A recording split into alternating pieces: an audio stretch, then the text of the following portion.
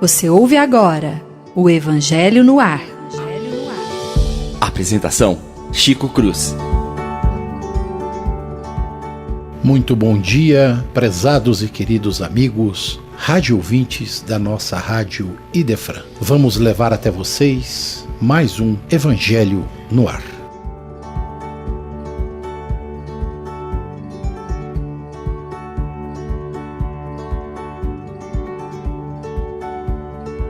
Então, para dar continuidade ao estudo da introdução do Evangelho segundo o Espiritismo, nós vamos, prezados radiovintes, no resumo da doutrina de Sócrates e Platão, comentar o item de número 6. Antes, porém, bom dia, Lívia, uma alegria estar com você. Bom dia, Francisco, bom dia, William, bom dia, caros ouvintes, a alegria é minha nessa manhã. Bom dia, William, como é que tem passado? Bom dia a todos, um prazer estar de volta. Bom dia, Chico, bom dia, Lívia. Com saudade de vocês. Hoje a gente está sem o Leon, né? Explicar a todos os nossos radiovintes que o Leon, por força profissional, não pôde estar conosco neste domingo. Mas no próximo estaremos os 4 aqui para fazer bate-bola do Evangélico, se Deus quiser. Se Deus quiser. E hoje ele está aqui em vibração conosco. Ah, com certeza, né? A gente está aí junto. Então vamos lá. Item 6 do Evangelho, introdução ao Evangelho, né? Como disse, resumo da doutrina de Sócrates e Platão. O item 6 diz assim: os demônios, lembrar sempre que a palavra demônio do grego, gênio, daimon, não tinha o significado que tem para nós hoje. Os demônios preenchem o intervalo que separa o céu da terra. São o laço que une o grande todo consigo mesmo. A divindade não entra em comunicação direta com o homem, e é por intermédio dos demônios que os deuses se relacionam e conversam com ele, seja durante a vigília, seja durante o sono. Eis aí o princípio, né, do resumo doutrinário. E aí o Kardec dá aqui uma pequena explicação que a gente vai comentar em seguida. A palavra daimon, da qual se originou demônio, não era tomado em mau sentido na antiguidade, como é entre os modernos. Não se dizia exclusivamente dos malfazejos, mas dos espíritos em geral, todos entre os quais se distinguiam os espíritos superiores, chamados deuses, e os espíritos menos elevados, ou demônios, propriamente ditos, que se comunicavam diretamente com os homens. O Espiritismo também diz que os espíritos povoam o espaço, que Deus só se comunica com os homens por intermédio de espíritos puros encarregados de transmitir sua vontade, que os espíritos se comunicam com eles durante a vigília e durante o sono. Pela palavra demônio, substitui a palavra espírito e terás a doutrina espírita. Coloque a palavra anjo e terás a doutrina cristã. Lívia, vamos começar com você hoje. E aí, o que você tem a dizer para nós a respeito dessas colocações da doutrina de Sócrates e Platão? Que são conceitos muito interessantes, mas para serem apreendidos na sua totalidade, é necessário se distinguir como é que o termo demônio, daimon, era utilizado na antiguidade. Porque no presente ele ficou associado a uma conotação pejorativa da personificação do mal. E se nós entendermos esse termo como no presente o entendemos, não conseguiríamos penetrar o alcance do pensamento socrático. Daí, então, primeiro ponto, pensar como Kardec esclareceu, que no passado, na antiguidade, esse termo não se referia às entidades malfazejas apenas, se referia aos espíritos, se nós fôssemos fazer uma transposição para a doutrina espírita. Então, a profundidade do pensamento se torna muito grandiosa. Por quê? Partindo da ideia de que há uma distinção entre alma e corpo, a alma é imortal, então esse ser imortal permanece em algum lugar após a morte do corpo. E nesse lugar, então, povoado pelos espíritos, há essa ligação com a divindade. Por quê? Nós temos tanto os espíritos de posição mediana, quanto aqueles que já adquiriram a posição da angelitude, e Deus se comunica com os homens através desses emissários. Perfeitamente. Chico, mais uma vez, que explanação, né? Que orgulho, eu só tenho que agradecer estar aqui mais uma vez, viu? Ainda mais com a nossa irmã Lívia aqui. Aqui pra mim hoje vai ser uma aula. Tá gostando, né? Então, só complementando ao que ela colocou, essa questão, esse nome, né? A etimologia da daimon, né? Ela é até pré-socrático, né? Porque ela vem da terminologia pagã. Porque daimon, na terminologia pagã que foi colocada, ela se colocava como um princípio inteligente. Quando nós falávamos em espíritos, bem antigamente, bem antes do período pré-socrático, nós falávamos da daimon que existia em cada um dos seres. E isso era religião pagã. Você está querendo dizer o seguinte, que os pagãos enxergavam a palavra daimon como alma, aquele que está no corpo, fora do corpo, é isso, Livio? Você acha que é isso? Que o meu pensamento está indo por aí? Mais ou menos por aí, não? É assim? Porque o Will está colocando uma coisa, a gente precisa esclarecer, o rádio ouvinte, né? Até hoje, as pessoas, os cristãos normalmente, não têm ideia da origem da palavra. Então todo mundo enxerga demônio, né? Aquele bicho feio, tudo. Só que lá na época do Sócrates, antes dele, como você colocou, como a Lívia colocou, os pagãos, né? Aqueles que não eram cristãos, ou que não acreditavam no Deus único, como os hebreus, entendiam, particularmente os gregos, entendiam a palavra daimon, como você colocou, como? O princípio inteligente. Então, aquilo que anima. Exatamente, aquilo que anima o corpo. Então, é por isso que a Lívia colocou, dizendo que, na figura do espiritismo, a gente entende espírito como daimon, que é aquele que anima. Exatamente, que é a tradução pré-socrática e socrática que está adentrando no Evangelho segundo o Espiritismo, que nós estamos estudando exatamente a parte histórica, né? E como fundamentada essa parte por Sócrates e traduzida por Platão, nós chegamos ao termo por que daimon? Da onde vem os termos demônios? Aí eu vou usar o Evangelho e vou usar também o céu e o inferno. O homem, pela nossa inferioridade moral, nós somos muito bons para falar sobre o plano inferior, mas somos péssimos para falar dos mundos felizes, porque poucos tiveram, ou nenhum, tiveram conhecimento disso. Então, quando nós traduzimos e viemos no decorrer da história falando sobre a daimon, o espírito, nós conseguimos traduzir isso como demônio. E depois, mais judiciosamente, a igreja fez favor de realmente trazer a característica disso. Mas nós sabemos, de acordo com o Evangelho, de acordo com o céu e o inferno, que esses espíritos que nos cercam, sejam eles inferiores ou superiores, nada mais são do que nossos irmãos, ou nós mesmos, que já deixaram a carne. E quando a Lívia falou que nós nos comunicamos com Deus através desses espíritos, está no Evangelho segundo o Espiritismo. Está na Gênesis também, que nós não temos capacidade ainda de conectarmos direto a Deus. Que isso é feito através de espíritos que vão diminuindo a intensidade. Quanto mais elevado são os espíritos superiores e vão transmitir uma mensagem para a humanidade, mais são utilizados outros irmãos desencarnados para diminuir a intensidade dessas energias superiores, para que nós possamos receber a mensagem divina. Allan Kardec teve o cuidado de fazer para nós, no Livro dos Espíritos, uma análise da escala espírita, em que ele explica exatamente isso. São diversas posições evolutivas. E nessa gradação infinita, nós temos tanto aqueles que ainda estão voltados, mais propensos ao mal, quanto aqueles que já vão se liberando do mal para se sentirem mais voltados para as práticas de virtude, do bem proceder, e aqueles que estão na posição de seres angélicos, que seriam os ministros divinos, né? Os embaixadores de Deus junto aos homens. Então, essa análise de Kardec, como você colocou, elucida tudo isso. Aclara para o leitor, para nós que estudamos a doutrina espírita, a grandeza dessa lição, a profundidade que ela encerra. E o mais importante, como isso está aqui no Evangelho, na parte introdutória, como isso aqui nós estamos falando do período socrático. E eles já tinham as definições que Kardec trouxe quando a codificação do Espiritismo. É o que está colocado nos itens anteriores a esse, né? Sócrates é a raiz do processo, Jesus é o tronco da árvore, né? Seus galhos, que foram espalhados com as doutrinas cristãs, e a doutrina espírita ficou com a frutificação, são os frutos, né?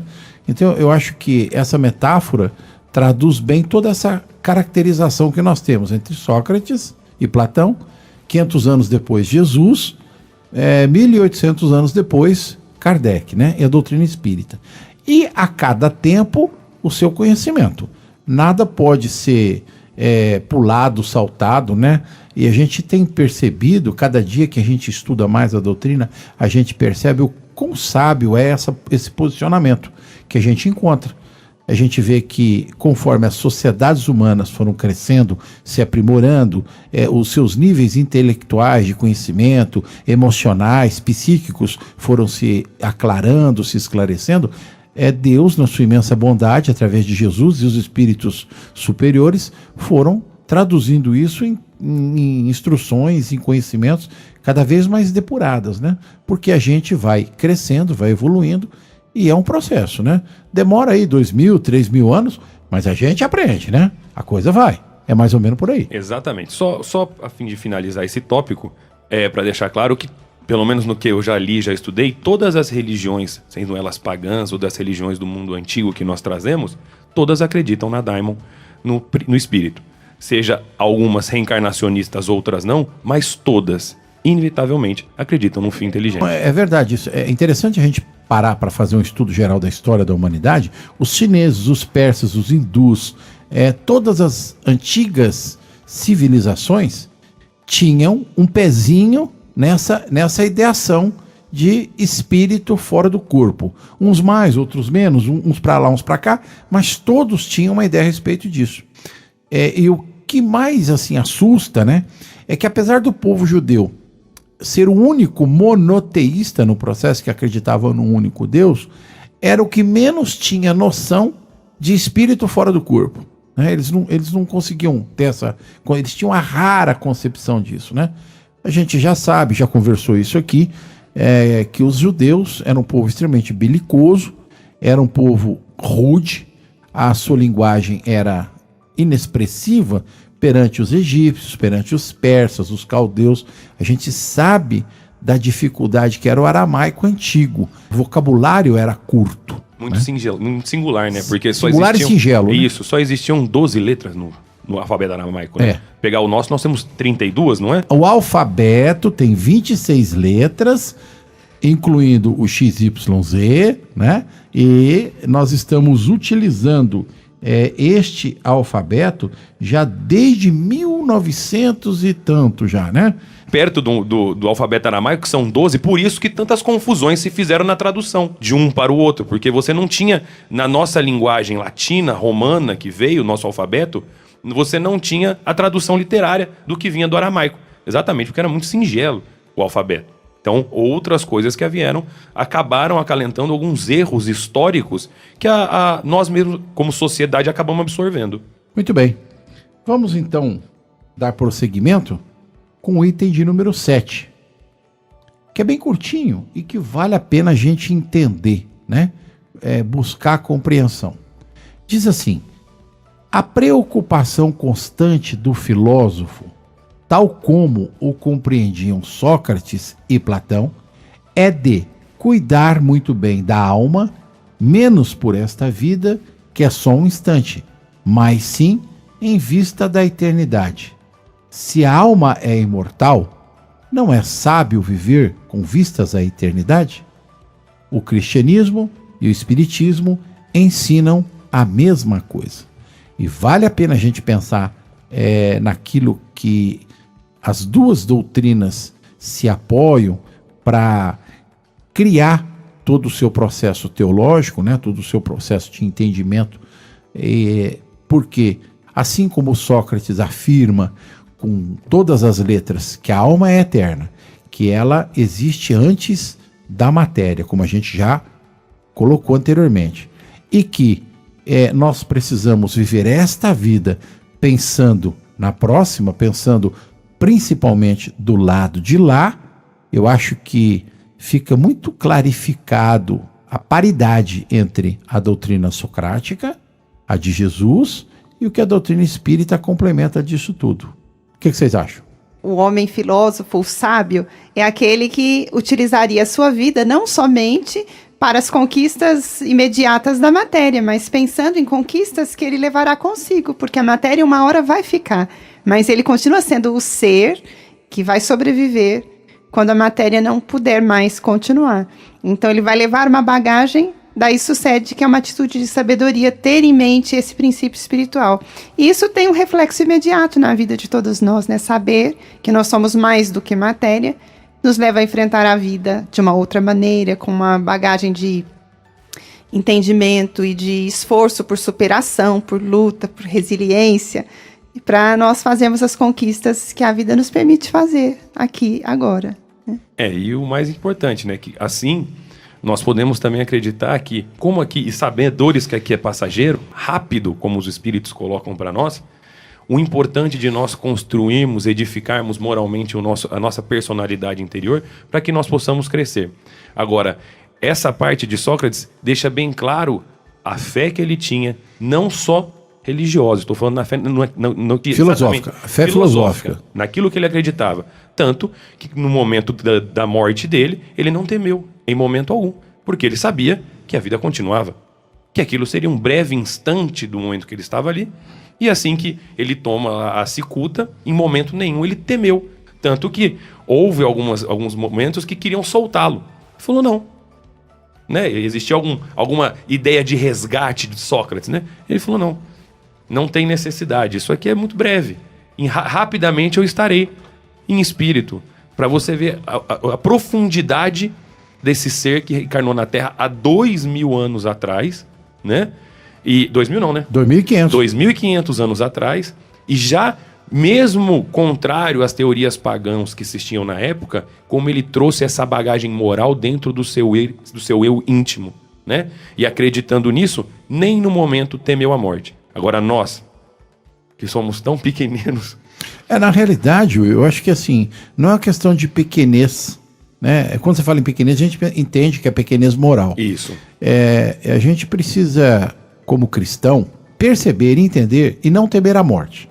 Eu acho que esse é um processo que ainda hoje a cristandade como um todo tem dificuldade para entender que Jesus dizia: o meu reino não é deste mundo. Então, se não é deste mundo, é do reino do outro lado. E nós tememos entrar no reino de Jesus. Nós tememos a morte. A morte, no meu ponto de vista particular, assim, o que é difícil encarar? Toda grande dificuldade ou obstáculo que seja, a gente tem alguma temeridade para encarar. Mas, pelo conceito cristão da qual nós fomos criados, estamos literalmente estigmatizados com ele, né? Nós não deveríamos temer a morte. Por que a gente tem tanta dificuldade para encarar a morte se lá em Sócrates, em Jesus e dentro da doutrina espírita fica clarificado essa fala de que melhor cuidar bem da alma do que dar tanta importância a essa vida? Exatamente por isso. Porque concluindo a nossa pequenez, nós passamos a vida inteira correndo atrás de coisa que nós não vamos levar daqui. Bom, isso é verdade. Todos nós já sabemos disso. Não é, Lívia? A gente já sabe disso. Né? E é muito interessante pensar que com o pensamento espírita há um clareamento desse depois e da importância do agora. Porque a doutrina espírita faz exatamente isso. Ela descortina para nós que continuamos. Então, é um processo. Interrompe-se na matéria, mas nós continuamos a nossa jornada onde? No mundo espiritual, em cidades, localidades que nos oferecerão condições de progresso. Mas, se de um lado a doutrina espírita nos mostra que nós continuaremos depois, ela nos ensina a valorizar o agora, o presente, como processo de crescimento, porque o depois é consequência desse agora. Um agora bem vivido, bem aproveitado, nos permite continuar bem depois.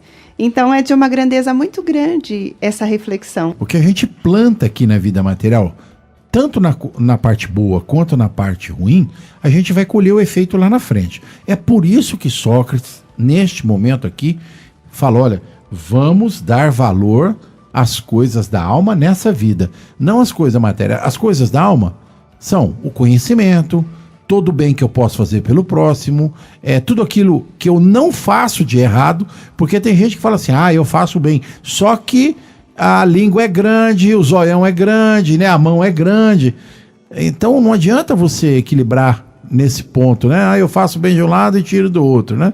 O que a gente precisa fazer é entender a necessidade que nós temos, enquanto espíritos no processo evolutivo, que esse momento da matéria é o melhor que nós temos e que nós devemos aproveitar integralmente, fazer o melhor de nós, porque lá no futuro eu vou olhar para trás e dizer: olha, eu estou colhendo o que eu plantei.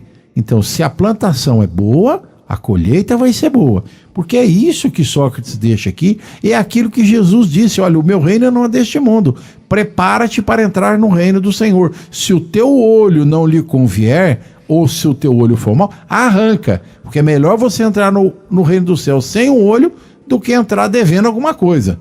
Pelo menos é essa a leitura que a gente faz. Exatamente. E para não ter erro, basta seguir os 2 mandamentos que Jesus nos ensinou. É verdade. Amar a Deus sobre todas as coisas e amar ao próximo como a nós mesmos, que ninguém vai ter erro. Exatamente. Item de número 8. Se a alma é imaterial, deve transportar-se após esta vida para um mundo igualmente invisível e imaterial, assim como o corpo. Decompondo-se, retorna à matéria, o corpo. Mas é importante distinguir bem a alma pura, verdadeiramente imaterial e que se nutre de ciência e de pensamentos, como Deus, da alma mais ou menos maculada de impurezas materiais que a impedem de se elevar ao divino, retendo-a nos lugares de sua passagem pela terra. Isto é teoria socrática, não é teoria da doutrina espírita. É muito parecido, mas isso aí, que está escrito aí, é Sócrates e Platão. E aí o Kardec fecha dizendo: Sócrates e Platão, como se vê, compreendiam perfeitamente os diferentes graus de desmaterialização da alma, e insistiam sobre a diferença de situação que resulta para elas, de sua maior ou menor pureza. O que eles dizem por intuição, o Espiritismo prova através dos numerosos exemplos que põe sobre nossos olhos, e está isso gravado lá no Céu e Inferno, na sua segunda parte. Interessantíssimo. Novamente, esse pensamento me remete ao Livro dos Espíritos, à escala espírita, e me faz pensar no esforço que Kardec fez, vendo de perto esse universo da realidade espiritual, nas evocações que se encontram na Revista Espírita. Cada diálogo de Kardec nos mostra como varia ao infinito essa posição do indivíduo, porque ele dialogava com espíritos de diversas posições, que na Terra tinham sido pessoas de poder, mas que não desfrutavam da paz de espírito no mundo espiritual, outros que tinham sido grandes pensadores e que fizeram um processo de crescimento, e aqueles que se apresentavam como os que já dispunham de felicidade e de paz pelo bem que fizeram, pela virtude que conquistaram, pelo exercício do progresso que eles haviam se permitido e fomentaram também. Então, como você disse, é um pensamento socrático que foi lido primeiro, mas que se casa com essa perspectiva que a doutrina espírita nos apresenta, porque pode ser comprovado no século XIX, né? O que lá atrás Sócrates trazia como essa percepção da realidade espiritual que ele trouxe consigo, da vida maior, Kardec pôde ver e testar pelos métodos científicos da época, assegurando-nos essa realidade. E a literatura espírita na atualidade, nós podemos citar, né, as obras de André Luiz, os livros de Ivone Manuel Filomeno de Miranda. Exatamente. Descortinam para nós umas pinceladas dessa realidade espiritual, né? Uma vida ocorrendo em abundância de possibilidades. E é perfeito, né? 2.500 anos, ele já entendia que, conforme mais ligado à matéria, mais retido na Terra essas entidades ficariam. Né? Se você pegar aqui o pensamento de Sócrates, como foi brilhantemente explanado a doutrina que no século XIX, Allan Kardec trouxe, fundamentando exatamente aquilo que Sócrates trouxe há 2.500 anos atrás. Então, bem taxativo, eu acho que essa explanação, inclusive, ela é profunda para a gente entender até as desigualdades que nós encontramos em nosso globo na atualidade, no passado, desses espíritos ainda inferiores que nos cercam, que às vezes são das nossas mesmas vibrações e que nós continuamos, às vezes, por muitos e muito tempo, cometendo os mesmos erros e os mesmos fracassos, mas não porque é um Deus vingativo ou punitivo, mas assim, por causa da nossa imoralidade e da nossa pequenez moral. Vale a gente lembrar que em todos esses pontos da doutrina de Sócrates, Kardec amarra lá no Céu e Inferno, né? Então, o espírita precisa ler mais o Pentateuco. A gente se fixa no Livro dos Espíritos, o Evangelho, mais ou menos o Livro dos Médiuns, mas esquece que tem a Gênesis e o Céu e o Inferno. E no Céu e o Inferno, né, que é o livro da justiça divina, está escrito lá, ele conta, ele explica, ele mostra, como disse a Lívia, fazendo entrevistas, né? Nas reuniões mediúnicas, porque aquilo para mim é uma entrevista que ele faz com os espíritos. Ele faz pergunta, né? Como se fosse um entrevistador. E mostra como é que esses espíritos, ele divide inclusive em diversas partes, né? Aqueles que estão bem, muito bem, os que estão mais ou menos, e os que estão infelizes, né? E nesses diálogos, ele remonta exatamente as questões que o Sócrates e o Platão trazem aqui, que é extremamente importante a gente conhecer, para a gente, quando eu digo a gente, nós da doutrina, não ficarmos assim meio que vendidos com relação ao plano espiritual. Há muitos espíritas que se apegam literalmente às questões kardecianas, mas não estudam e não aprofundam as coisas que Kardec coloca nem na Gênese e nem no Céu e Inferno, para esclarecer a comunidade espírita cristã da vida pós-morte, daquilo que acontece nas entrelinhas da fala de Kardec, tanto na Revista Espírita como no Céu e Inferno, na Gênese. Ele deixa clarificado como funciona o mundo dos espíritos, né? E nós ainda encontramos alguns companheiros de doutrina que ficam meio assim enevoados, né? Em relação aos seus pensamentos, em relação à vida pós-morte. É meio contundente, mas é uma realidade. Em suma, trocando em miúdos, nós espíritas precisamos estudar mais e mais profundamente ainda os livros da codificação, porque todos os outros livros que vêm após Kardec, todos os outros autores, Chico Xavier com toda a pleiade de espíritos que trouxe, Divaldo Pereira Franco com todo o grupo de espíritos que trabalha com ele, todos são obras complementares da doutrina kardeciana. É claro que passados 160 anos, como o próprio Kardec diz, a doutrina evolui, a coisa melhora, os espíritos vão dando conhecimento para cada um de nós, na medida em que nós vamos ganhando essa capacidade de discernir, de entender como funciona a nossa vida no plano espiritual.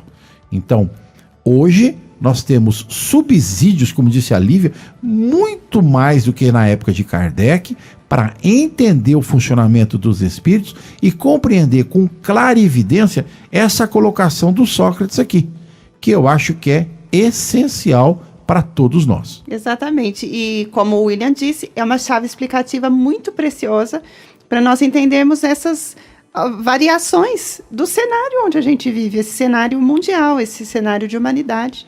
É uma chave explicativa que nos ajuda a entender essa diversidade de posições. E o irmão que estiver ouvindo aqui, né, que quiser realmente entender, tá aí o livro, é taxativo, né? O Céu e o Inferno. Ele estuda, para quem quiser, como o Chico falou, é uma entrevista com os espíritos que estão muito bem e espíritos que estariam em lugares onde nós poderíamos chamar em seus próprios infernos, né? É verdade. Então, quem quiser realmente entender, compreender como isso funciona, seja espírita ou não, que compreende. Vá, pegue um pouco o livro e dê uma olhada, dê uma lida. E aquele que é espírita, se aprofunde. Porque ali está uma doutrina sensacional. Item de número 9. Se a morte fosse a dissolução total do homem, seria um grande ganho para os maus, após sua morte serem libertados, ao mesmo tempo, de seu corpo, de sua alma e de suas vestes. Aquele que ornou sua alma, não com um adorno alheio, mas com um que lhe é próprio, só este poderá esperar tranquilamente a hora de sua partida para o outro mundo. Diz Kardec.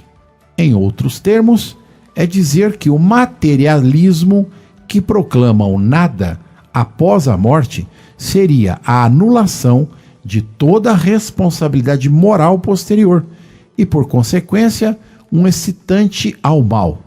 Que o maldoso tem tudo a ganhar com o nada, que o homem que se despojou dos seus vícios e se enriqueceu de virtudes pode só esperar tranquilamente o despertar na outra vida.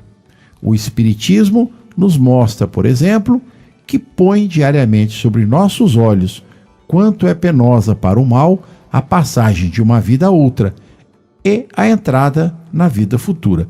Também no céu e inferno, segunda parte, capítulo 1. Essa fala do Kardec elucida a fala do Sócrates, né?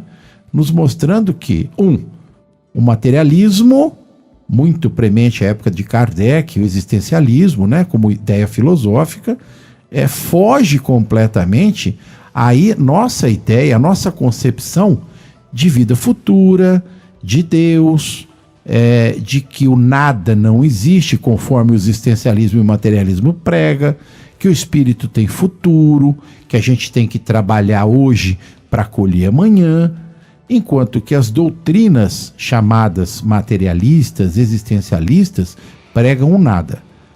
O nada possibilita, como ele diz, o mal, porque aí ninguém tem responsabilidade de coisa nenhuma. Posso fazer o que eu bem quiser, o que eu bem entender, do jeito que eu quiser, prejudicando quem quer que seja, que não vai acontecer nada comigo mesmo. Essa é a ideia. Como é que você acha, Will? Vamos falar com você, Will, porque você que é o advogado aqui dessa brincadeira, né? Como o senhor da lei, né? Já que você está aqui, como é que você pensa, analisa isso na questão da lei? Como é que é para você? Você consegue fazer esse link? Vou trazer acho que o pai do materialismo, por tudo que eu já estudei e conheço, infelizmente.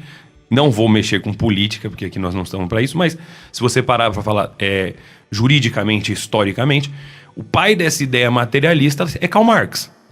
Quando ele tem essa ideia do materialismo, do ateísmo, da apátrida, ele traz tudo isso e, infelizmente, para nós que estudamos um pouco a história e nós vemos as ideias de Karl Marx, isso traz exatamente a morte da sociedade. O materialismo em si, falando friamente, ele mata tudo o que nós acreditamos de família, de posterioridade da vida, de espiritualidade, de Deus. E graças à espiritualidade maior, essas ideias não se difundiram, né? Aqui pelo mundo. Infelizmente, ainda há alguns lugares do mundo, poucos, a minoria, que acreditam que essa ideia materialista, que essa ideia de Karl Marx ainda pode ser feita no nosso globo. Mas nós estamos vendo aí provado que onde há países que usam ainda essa ideia, né, que vem marxista, infelizmente a população passa por uma miséria absurda. Por quê? Porque o materialismo, ele leva embora tudo aquilo que nós entendemos como Deus, como espírita, como imortalidade da alma, como sociedade e como família.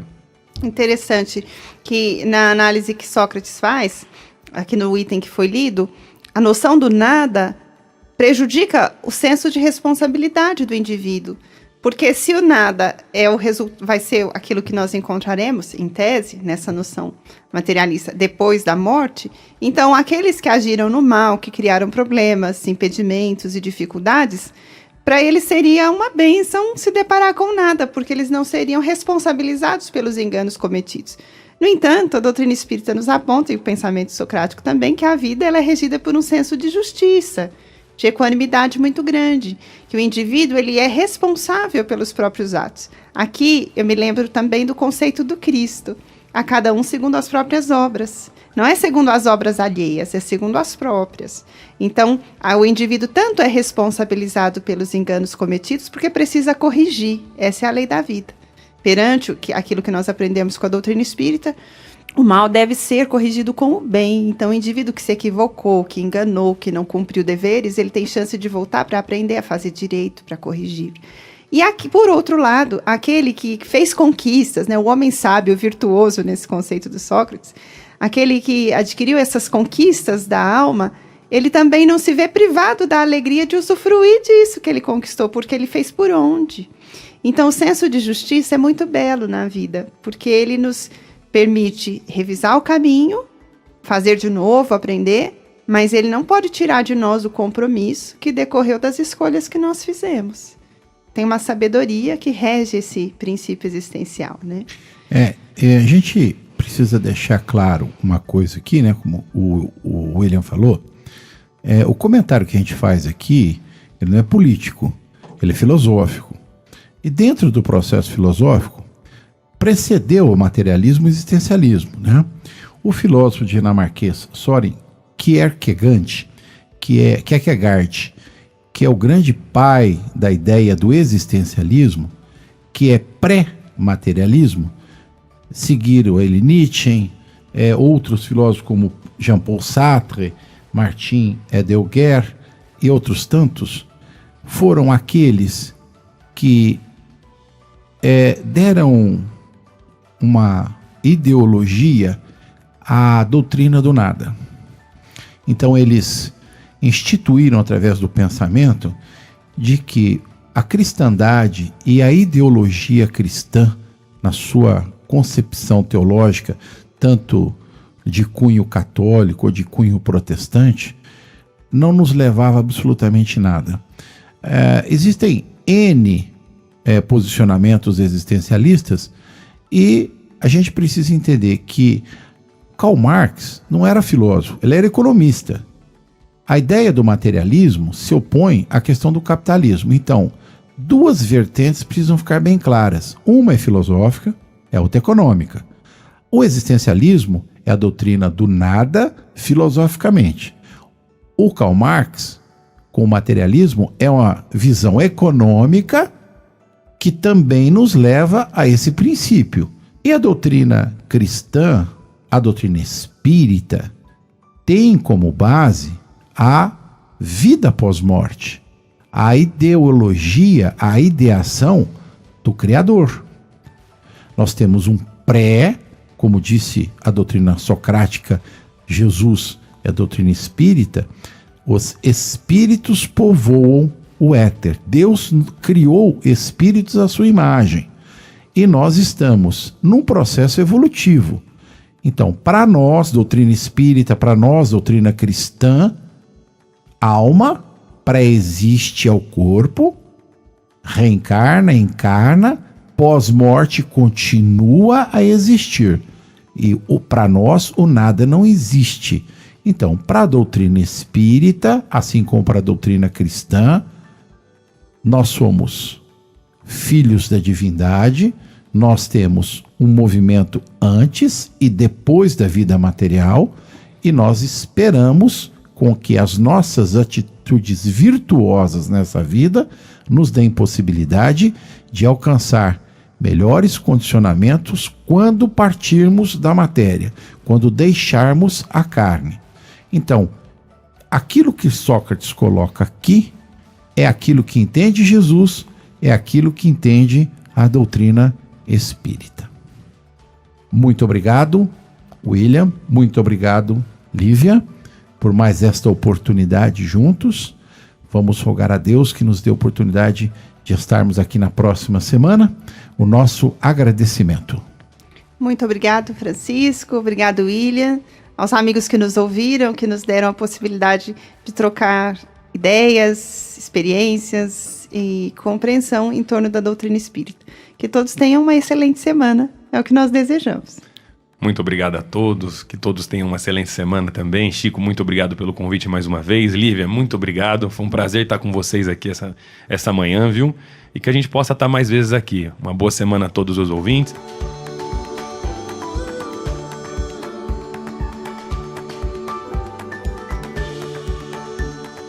Extremamente agradecidos a Jesus pela oportunidade, extremamente agradecido aos rádio-ouvintes que nos prestam o preito da sua atenção. Deixamos aqui o nosso bom dia, desejando uma excelente semana a todos os amigos. Com as bênçãos de Jesus, o nosso abraço, até a próxima semana.